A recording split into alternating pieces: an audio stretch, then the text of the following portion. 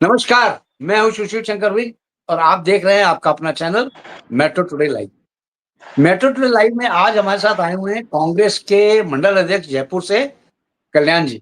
कल्याण जी, आपका बहुत-बहुत स्वागत है मेट्रो टुडे लाइव में। धन्यवाद सर, थैंक यू सर। कल्याण जी, आपने देखा होगा कल उपराष्ट्रपति धनखड़ जी ने लेट नाइट इस्तीफा दिया अपना।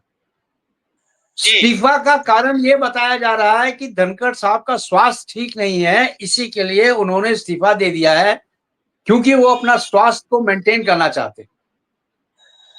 बिल्कुल सर। आप इसको किस निगाह से देखते हैं और आपके प्रतिक्रिया क्या है? धनखड़ साहब का इस्तीफा का मायने क्या है? जी कल्याण जी। नमस्कार।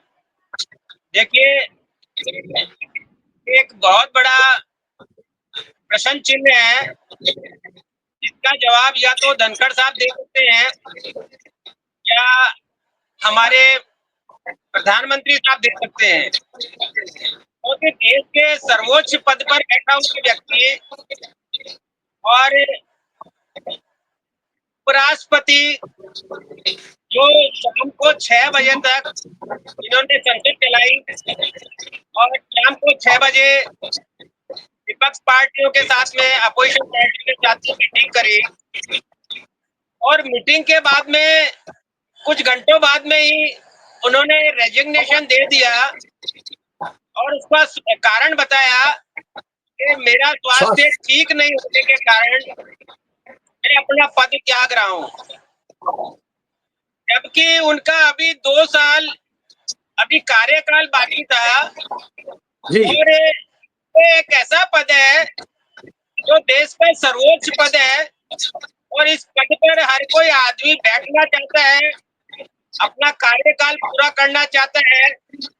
तो मुझे लगता है कि ये स्वेच्छा से दिया गया इस्तीफा नहीं है और न ही उनका कोई स्वास्थ्य खराब है, क्योंकि कोई भी काम करने के लिए रेजिग्नेशन देने के लिए आदमी को कारण तो बताना पड़ता है और एक कारण उन्होंने जो सबसे सुलभ और सरल जो लगा वो स्वास्थ्य का दे दिया। लेकिन 2024 में उनकी बाईपास हुई थी, उस वक्त उनका स्वास्थ्य खराब था। अगर वो उस वक्त देते और ये कारण बताते कि मेरा स्वास्थ्य ठीक नहीं है तो शायद ये जनता के गले उतरता। मगर अब जिस व्यक्ति ने सर्वोच्च पद को ये कहकर त्याग दिया कि मेरा स्वास्थ्य ठीक नहीं है, तो शाम को 6 बजे तक वो कार्य पे रहा, कार्य करता रहा और एक्टिव रहा और पूरी संसद को चलाया। तो मुझे लगता है कि ये कहीं न कहीं इस तरह की एक मानसिक दबाव या फिर अन्य कोई दबाव जो ऊपरी दबाव जो होता है, वो कहीं मुझे आशंका लगती है। तो ये देश के लिए बहुत ही एक दुर्भाग्यपूर्ण है कि एक देश का सर्वोच्च पद आदमी अपना कार्यकाल पूरा होने से पहले छोड़ दे। ये बड़ा आश्चर्यजनक लगता है, क्योंकि जो उपराष्ट्रपति पद पर बैठ जाता है और उसकी इच्छा होती है कि मैं राष्ट्रपति पद तक अपने जाऊं और राष्ट्रपति पद से मैं रिटायर हूं, मगर यहाँ तो ये देखने को मिल रहा है कि अभी इनके 2 साल पूरे बाकी पड़े हैं और ये 2027 में अगस्त में जाकर रिटायरमेंट होने थे। 2027 तक इनका कार्यकाल था, तो 2 साल पहले इनको छोड़ना पड़ रहा है और जो आदमी बिल्कुल स्वस्थ दिख रहा है और कार्य कर रहा है, उसके बावजूद पद छोड़ना किसी के गले नहीं उतर रहा और जनता में कई तरह की भ्रांतियां या कई तरह के शंकाएं जो है वो कर रही है। कल्याण जी, उपराष्ट्रपति साहब ने ये भी बोला है कि वो अपनी फेयरवेल स्पीच नहीं देंगे। इससे कहीं ना कहीं ये झलकता है कि हो सकता है उनका स्वास्थ्य ठीक नहीं है, उनको बोलने में भी तकलीफ हो रही होगी। देखिए जी, कुछ भी हो सकता है, या आप जो कह रहे हो मैं आपकी बात से सहमत हूँ, क्योंकि उनके पिछले साल बाईपास हुई है और बुजुर्ग आदमी है और सीनियर आदमी है, और स्वास्थ्य खराब होना किसी को बता के नहीं आता कि आज स्वास्थ्य खराब होना है। बिल्कुल सही कहा।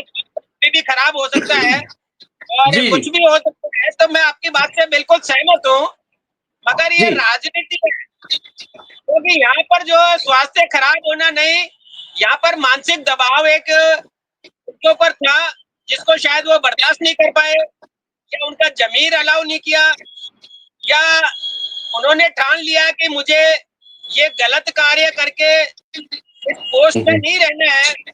तो कहीं न कहीं उनका जो अंतर्मन है, उसने उस चीज को त्यागने की कोशिश करी और उन्होंने उसको त्याग दिया। तो मैं आपके माध्यम से, आपके चैनल के माध्यम से बताना चाहूंगा कि ये देश के लिए बहुत ही दुर्भाग्यपूर्ण रहा है, और इसमें कहीं न कहीं जाकर मानसिक दबाव या पद को भी गुलाम बनाने की चेष्टा की गई है। इसकी वजह से धनखड़ साहब ये स्वेच्छा से, और एक जो कैजुअल जो होते हैं कि मेरा स्वास्थ्य ठीक नहीं है, कहकर रेजिग्नेशन दे दिया, और आज उसको एक्सेप्ट कर लिया गया है, हमारी राष्ट्रपति मुर्मू द्वारा एक्सेप्ट कर लिया गया है, और अब शायद नए उपराष्ट्रपति की कार्यकारिणी बनाई जाएगी, या उनके जो नया जो है उसके लिए रूपरेखा तैयार की जाएगी। तो जो बिहार में इलेक्शन आ रहे हैं, उसको देखते हुए, या फिर कोई यहाँ पर अन्य जो है अपना पटेट बिठाने के लिए, अपना मोहरा बिठाने के लिए उपराष्ट्रपति का चुनाव होगा, और अब देखने वाली बात है कि अब किसको बिठाते हैं या किसको लाते हैं और किसको राजी करते हैं, तो ये आगे समय बताएगा। तब तक के लिए हमको इंतजार करना होगा। जी जी जी कल्याण जी, आप इसको किस प्रकार से देखते हैं कि उपराष्ट्रपति धनखड़ साहब एक जाट परिवार से आते थे, और जाट परिवार जो था, जाट का वोट बहुत ज्यादा है भारत में। आप उस वोट को बिखरता हुआ देख रहे हैं या उसको अभी भी संकुचित होते हुए देख रहे हैं? जी देखिए, मुझे लगता है कि बिहार में जिस तरह की पॉपुलेशन है, जिस तरह का एक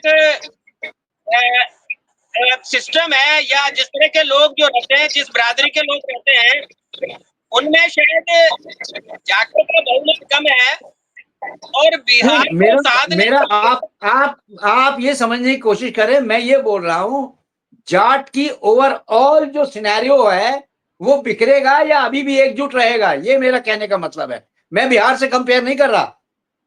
जी देखिए, धनखड़ साहब जो है ना, एक परिपक्व आदमी थे और राजनीति के मास्टरमाइंड आदमी थे। उन्होंने 2003 में कांग्रेस को छोड़ा और बीजेपी ज्वाइन किया है, और जी जी इसके बाद में वो राज्यपाल भी रहे और उपराष्ट्रपति तक पहुंचे, और अभी चेयरपर्सन भी है।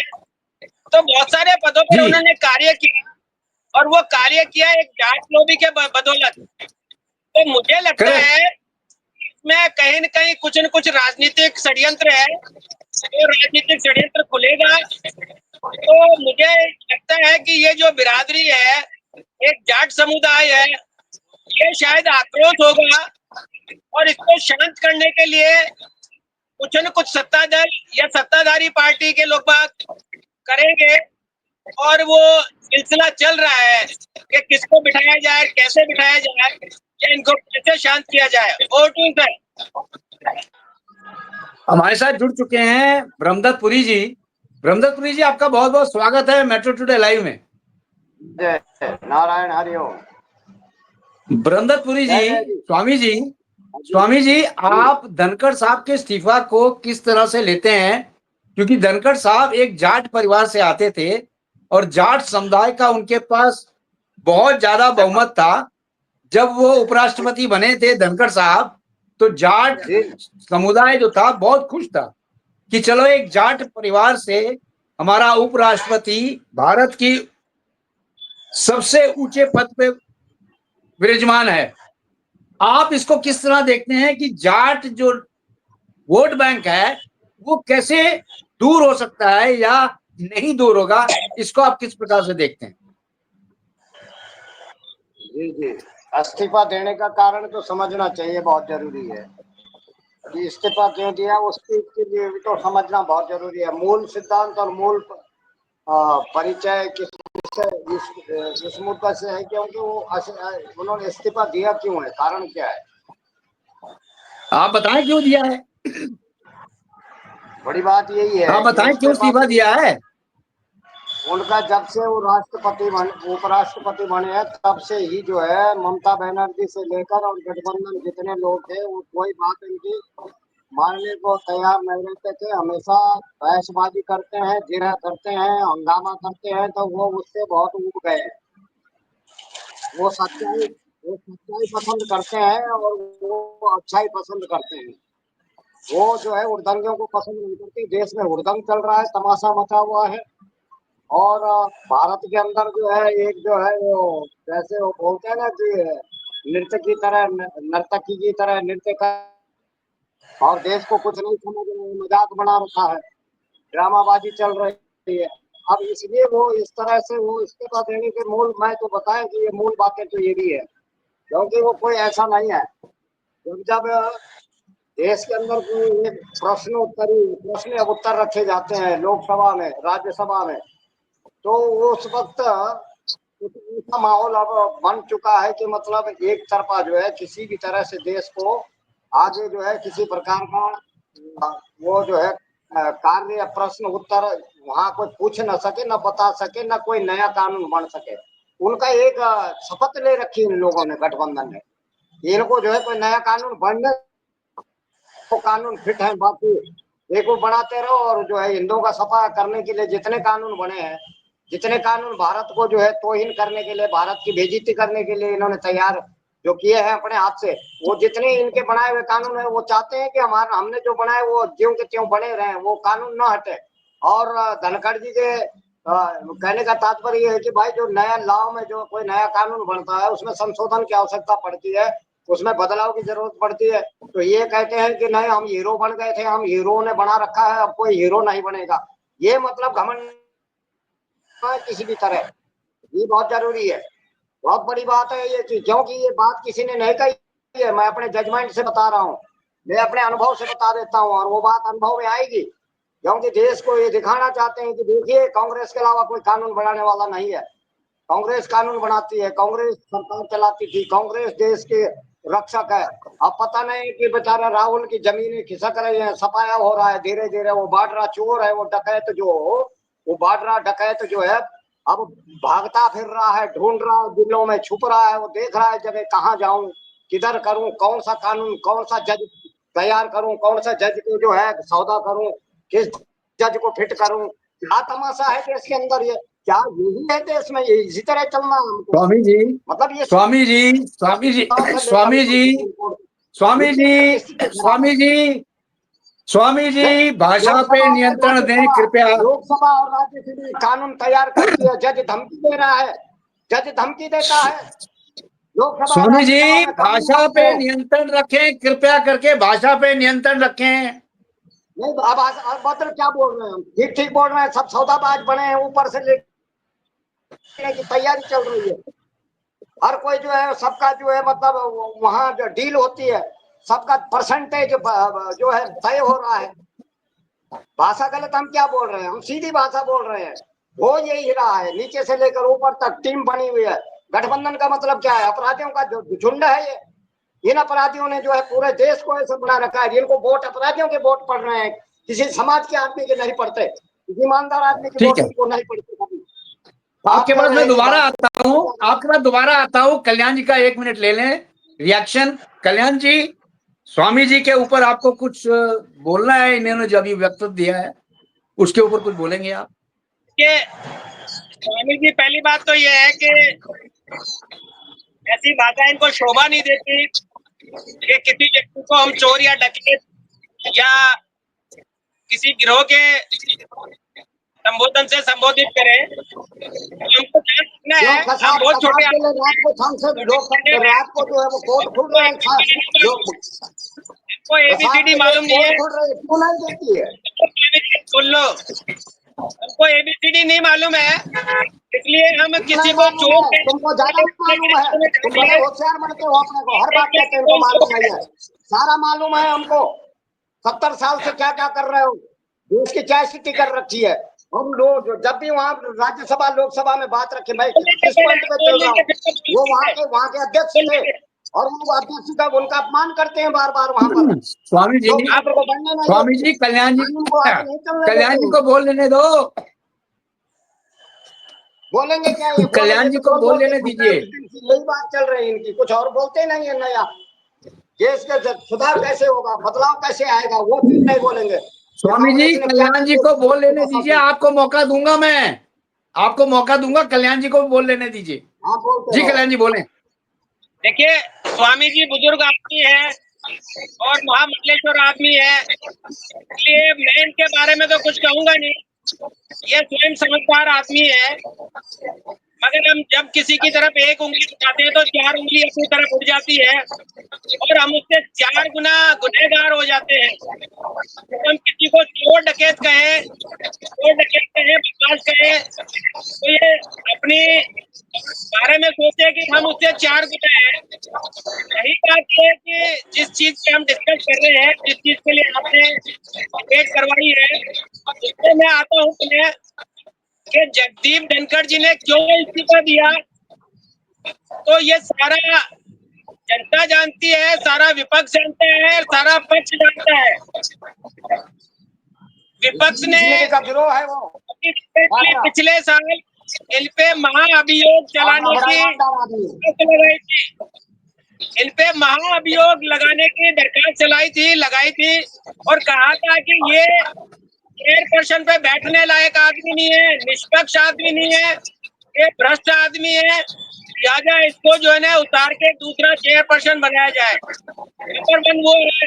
इसके अलावा दूसरा ये है कि इनका जो जस्टिस वर्मा, जिसके यहाँ करोड़ों रुपए जले हैं और बोरियां की बोरियां मिली है, उस पर महाअभियोग चलाने का निर्णय लेना था, तो वो शायद ये नहीं ले पाए, क्योंकि वो अगर निर्णय ले लेते तो इसमें बहुत बड़े बड़े राजनीतिक नेता, बीजेपी के नेता, सत्ताधारी नेता, वो चंगुल में फंसते। और इन चीजों से दोनों से दूर करने के लिए इन्होंने जगदीप धनखड़ जी की बलि चढ़ा दी और उनको प्रेशराइज करके ये कहा कि आप या तो हमारे पक्ष में रहिए, हम जो कहें वो करिए, और आप कठपुतली बन के रहिए। तो उन्होंने कठपुतली बनना स्वीकार नहीं किया और शाम को 6 बजे बाद में विपक्ष पार्टी के नेताओं से बात करके और उनको सूचना देके उन्होंने इस्तीफा समर्पित कर दिया। तो सबसे बड़ा तो ये गुनहगार है तो सत्ता दल है, ये चाहती है कि कोई भी देश के चाहे पहला आदमी हो चाहे दूसरा आदमी हो, जो सर्वोच्च पद पे बैठा है उसको भी अपना गुलाम बनाना चाहती है। और उन्होंने गुलामी स्वीकार नहीं करी। वो जानते थे कि इतिहास में मेरा जो नाम दर्ज होगा वो एक ऐसे उपराष्ट्रपति के बतौर दर्ज होगा जिससे लोग बाग बाद में गालियां देंगे। तो वो गुलाम बनने की बजाय 2 साल पहले उन्होंने वो पद त्याग दिया। आप सोचिए किस पद पर वो बैठे थे। वो ऐसा पद है जिसके लिए हर आदमी लालायित रहता है, हर आदमी जी जी सोचता है कि मैं उस पद पे जाऊं। वहां पर आपको इनकी बात करते हुए सुख सुविधाएं मिलती है, मेडिकल मिलते हैं, खाना मिलता है, रहना मिलता है, और चारों तरफ आपके कहते हैं वो ऐसा कल्याण जी, स्वामी जी को बोले, कल्याण जी स्वामी जी को जवाब दे लेनी है, स्वामी जी शायद बोलना चाहते हैं। स्वामी जी बोले, आप बोले, आप स्वामी जी बोले। हम ये कह रहे हैं इनको शर्म नहीं आ रही है, दृष्टांत देते हैं, इनको पता नहीं है कुछ अभी। ये जो है ना, ये जो है घुमा फिरा के ऐसा लाते हैं कि बीजेपी की वजह से इस्तीफा दे दिया, बीजेपी से परेशान आ गए, बीजेपी से ये हो गया। मतलब इनका मतलब है कि सत्ता पार्टी की जलेबी, सत्ता पार्टी को जो है किसी भी तरह से जो है सत्ता वाली जो सरकार है उसकी बेइज्जती करनी है। इनका इरादा तो ये तो कंफर्म है, इतनी डिबेटें हुई सब यही इनका रोज रात दिन वही काम है। ये कुछ ये बोलना नहीं है कि ओरिजिनल बात क्या है, कि नए कानून जो इनके बनाए हुए कानून है उनको हटाया जा रहा है। जो मतलब जो है यहाँ भारत में हिंदुओं के खिलाफ कानून इन्होंने बनाए हैं, देश में यहाँ इस्लामीकरण करने के लिए जो कानून तैयार किए हैं, मैं मुद्दा बता रहा हूँ, मूल पॉइंट में आ रहा हूँ, इसलिए आज थोड़ा मिजाज गर्म है हमारा। और आपने भी कहा है कि मर्यादा रखें, और जो बांट रहा है, जो बांट रहा है भारत के अंदर, उसने तमाम इसलिए बना करके और इतना पैसा उसने कमाया कि तमाम जब प्रॉपर्टियां खरीदी उसने, और देश के अंदर जो है लोगों को जो है गुमराह करते रहे, हिंदुओं का कत्ल मर्डर करते रहे, उनको मारते रहे, किडनैप करते रहे, अपहरण करते रहे, बेटियां 16-16 लाख में सौदा हो रहा है, बिक रही है। आज की बात नहीं है ये, इनके कार्यकाल से हो रहा था ये तो अब पकड़े जा रहे हैं। तब कोई पॉइंट बताएं आप, हमें जवाब दें कि हमारे काल में ये ऐसे धंधे ऐसी बातें पकड़ी गई थी और हमने कार्रवाई की है, हमारी सरकार ने पकड़े। ये अब क्यों पकड़े जा रहे हैं? क्योंकि ये काम बहुत पहले से हो रहा था, और इसकी अभी 158 संगठन और हैं जो इस्लामीकरण करने के लिए भारत के अंदर हैं, और वो लोग फटाक से जो है क्या करते हैं, जैसे पकड़े जाते हैं चेंजिंग कर लेते हैं। मतलब देश के अंदर ऐसी गर्दिश उठा रहे हैं गुंडाई कि जो हम करें, जो हमने कानून बनाया वो कानून ले दो, आगे चलने में दो। वो जो है बड़े परेशान हो गए, वो समझ गए कि विपक्ष कोई भी चीज चलने नहीं देता, हंगामा के अलावा कोई काम नहीं करता। इसलिए वो हार थक गए, उनके दिमाग जो है इन्होंने ऐसे मतलब डिस्टर्बेंस कर दिया उनको, मतलब इतना टॉर्चर करा इन लोगों ने, टॉर्चर करा विपक्ष ने उनको बार बार, और उनको जो है इस्तीफा देने पर मजबूर करना इनका काम रहा है कि किसी भी तरह इनको थका दो और ये जो कानून न पढ़ने दो, नया कानून न पढ़ने दो। इनका एक ही है कि नया कानून कुछ भी न बना पाएंगे, वहां कोई बात ना रखें, बस इनका तो मिशन है वो। और बाहर जाके राहुल जो है वहां जाता है, राहुल बाहर और विदेशों में जाके, और वहां जो है पॉइंट तैयार करेगा, वहां से फिर देश को झगड़ाएगा, आतंकियों की फील्ड तैयार कर रहा है, और बड़ी दया आ रही है उसको कि आतंकियों का घर उजड़ गया है, क्या होगा, वो घर बनवाने में फिर लग गया वहां। ऐसे लोग हैं, और ये लोग जो है ना, ये दोहरा चरित्र दिखाते हैं कि देखो हम देश ही तैसी हैं, बाहर विदेशों में बोलते हैं कि नहीं लगे रहो तुम, और वो हाल है। इसलिए जो है कि जो लोग देश के लिए कुछ करना चाहते हैं, उनके ऊपर ये जो है किसी भी तरह से तोड़ मरोड़ के जो है अपने को ऐसा दिखाना चाहते हैं कि हमारे अलावा देश किसी ने नहीं चलाया, हम बहुत बड़े देशभक्त हैं। ये देशभक्त नहीं है, देश ठगते हैं, ये देश ठगते हैं, ये देशभक्त नहीं है। मैं चैलेंज के साथ कहूंगा, और मैं चैलेंज करता हूँ, मेरे से आइए बात करिए, जो भी नेता हो, ये मैं बताऊंगा तुमको इस बारे में। मैं आज से नहीं, मैं 50 साल से जब अपने होश में आया, मैं देख रहा हूँ क्या दुर्दशा कर रखी है देश की, क्या तमाशा बना रखा है अपने देश को। मैं बहुत इसीलिए जो है बहुत पीड़ा है मैं अपने देश के प्रति। मैं ये नहीं मुझे सत्ता मिलेगी, पद मिलेगा, फिर मैं मंत्री बन जाऊंगा, मैं संतरी बन जाऊंगा, मुझे कोई लालच नहीं है। मैं बताने जा रहा हूँ कि देश के अंदर जो ये गर्दिश गुंडागर्दी चल रही है, इस्लाम बनाने की तैयारी है, और स्वामी जी, दोनों बातें स्वामी जी, स्वामी जी, स्वामी जी धैर्य रखें, धैर्य रखें, स्वामी जी धैर्य रखें। आप संत हो चुके हैं, आपको वाकई में कोई चीज का लोभ नहीं है, तभी तो आप संत कहला रहे हैं। आपने हर चीज त्याग दिया है, इसीलिए आप संत कहला रहे हैं, आप महासंत हैं जी। पार्टी से क्या संबंध है? कोई भाजपा का बताए कि बाबा जी को हमने कहीं टिकट देना है या जी जी है, या कोई भाजपा से संबंध है तो पता करिए आप जड़ से, कि छोटा सा भी बच्चा बताए कि भाजपा से बाबा भाजपा से कोई संबंध है। हमारे क्या संबंध जी है जी इससे? हम तो ये कह रहे हैं हिंदू राष्ट्र बनेगा तो हिंदुत्व की बात करेगा, तो सनातन की बात करेगा, हम उसके साथ खड़ा है। उन लुच्चे बेईमानों के साथ खड़ा नहीं हूँ जो इस्लामिक बनाना चाहते हैं, ईसाई जी जी देश की फीस बढ़ा रहे हैं, स्कूल खोल रहे हैं। ठीक है। स्वामी जी 2 मिनट का रेस्ट ले लें आप, आपके पास मैं दोबारा आऊंगा, कल्याण जी से बात कर लेता हूं, आपके पास दोबारा आऊंगा। कल्याण जी आप बताएं, क्या धनखड़ साहब का इस्तीफा जो है या नैतिक तौर पे है या अनैतिक तौर पे है?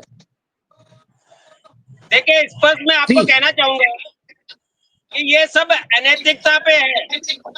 इन्होंने एक बार भी उनको मनाने की चेष्टा नहीं करी, बिल्कुल सही कहा। इन्हीं के पार्टी के आदमी थे, इन्हीं के द्वारा चुने गए थे और मास्टरमाइंड आदमी थे, मगर इन्होंने एक बार भी उनको ये नहीं कहा कि आप इस्तीफा वापस ले लीजिए। इससे स्पष्ट होता है कि ये अनैतिक इस्तीफा लिया गया है। और मैं तो किस्मत साहब के चैनल के माध्यम से 140 करोड़ लोगों को कहना चाहूंगा कि इस्तीफा दिया नहीं है, ये इस्तीफा लिया गया है, मगर जनता को यहाँ गुमराह कर रहे हैं। और जैसा स्वामी जी कह रहे हैं कि ये इस्लामीकरण करना चाह रहे हैं, ये करना चाह रहे हैं, वो करना चाह रहे हैं, मैं इनसे करवत निवेदन करूंगा कि पिछले 12-13 साल से तो आप बैठे हो सेंटर में, यूपी में आपकी गवर्नमेंट चल रही है, सेंटर में आपकी गवर्नमेंट चल रही है, फिर भी आपको ततैये लग रहे हैं, तो इसका कोई इलाज नहीं है। और कानून बनाती है सत्ताधारी पार्टी, विपक्ष कानून नहीं बनाता है। सत्ताधारी पार्टी कानून बनाती है, होना चाहिए। आप सीनियर आदमी है, मुझसे बुजुर्ग आदमी है, बहुत अच्छी पोस्ट में बैठे हैं, सब लोग बात सम्मान करते हैं, इसलिए किसी को पर्टिकुलर किसी आदमी का नाम लेकर उसके बारे में अनर्गल और बेबुनियाद शब्द बोलना शोभा नहीं देता, क्योंकि जो नियम कानून बनाने हैं वो पार्टी को बनाने हैं, सत्ता दल को। और 11 साल से तो आपकी पार्टी बैठी है, वो क्या मंजीरे बजा रहे हैं कि मोदी योगी बैठ के वहां पर? आप सबको गुमराह कर रहे हो कि इस्लामिक देश बनाना चाह रहे हैं, इस्लामिक देश बनाना चाह रहे हैं, इस्लामिक देश बनाना चाह रहे हैं। क्या है ये? क्यों बन रहा है ये? 11 साल से ही क्यों हो रहा है? जब तक कांग्रेस रही तब तक हिंदू धर्म और हिंदुस्तान या भारत खतरे में नहीं रहा। आज जैसे 11 साल 12 साल से आपकी सरकार आते ही हिंदू धर्म खतरे में आ गया और हिंदू जो बहुसंख्यक लोग आ गए वो खतरे में आ गए। बड़ा अजीब तरीका है लोगों को गुमराह करने का। ये मेहरबानी करके अगर किसी चीज को झूठ बोलने से सत्य नहीं हो जाता है। सत्य को अपनाओ, सत्य पे चलो। आपको राजनीति से कोई मतलब नहीं है। अगर आपके लिए तो कांग्रेस बुरा करती है, कांग्रेस के बारे में बोले, अगर बीजेपी बुरा करती है तो बीजेपी के बारे में बोले, क्योंकि आप और हम राजनीतिक आदमी नहीं है, हम एक आम आदमी है। 12 साल में देश की वो हालत कर दी तो शायद आपको मालूम नहीं है। आपका कर्जा कहाँ से कहाँ चले गया, जो 55,000 करोड़ था वो 250 करोड़ चले गया, आपको ये मालूम नहीं। बेरोजगारी में सबसे ऊपर है, महंगाई सबसे ऊपर है।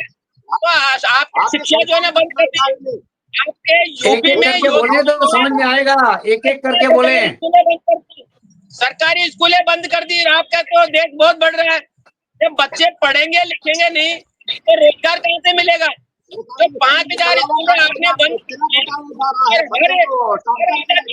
दारू का ठेका खोल दिया, वो सही है, वो उचित है, इसलिए अनर्गल बातें नहीं करनी चाहिए।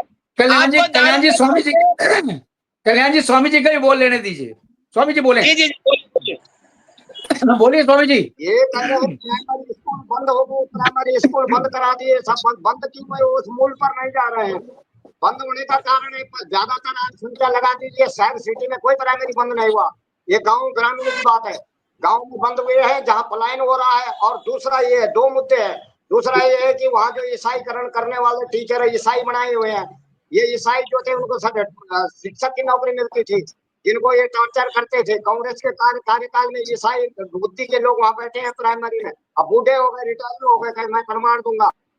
और आप ये से बात कर रहे हो, प्राइमरी स्कूल खुलावा नहीं पहनोगे, टीका लगा के क्यों आए हो?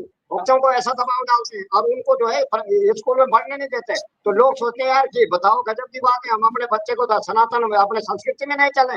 मतलब ये इतना बड़ा अभियान छेड़ रखा है कि बच्चे भी जो नर्सरी के भी है उनको भी धमका रहे हैं कि ये टीका क्यों लगा है, कलावा काटो, ये ताबीज क्यों पहना, इसको हटाओ। मतलब ऐसी भाषा, ऐसी संस्कृति, ऐसा व्यवहार, इससे देश, ये हमारे देश का ये पहचान है। तो हम ये कह रहे हैं कि ऐसा ना करें, कोई भी सरकार हो, किसी की भी सरकार हो। इस तरह की जो है मैं बहुत चिड़चिड़ा हूँ और मैं बहुत गर्मा दिमाग आज हमारा जो है बहुत बिल्कुल आउट ऑफ हुआ है। और इसलिए हुआ है कि बार बार ये 2 ही पॉइंट है, इस्लाम बनाओ या तो ईसाई बना दो, हिंदुओं को नष्ट भ्रष्ट कर दो, जो कुछ बचे लोभी लालची भेड़िए हैं वो उनको पैसे के जरिए जो है कन्वर्ट अपनी तरफ कर दो। ये इनका बहुत बड़ा ड्रामा है और ये ड्रामा चलने नहीं देंगे, नहीं चलेगा।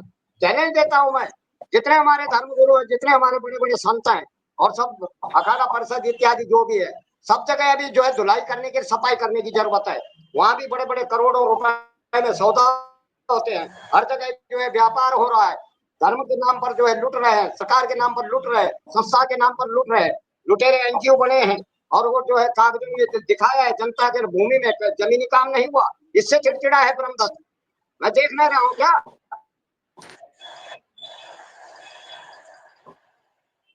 ठीक है स्वामी जी, इन गुंडों का बताइए। ठीक है स्वामी जी, कल्याण जी को बोल रहे दीजिए।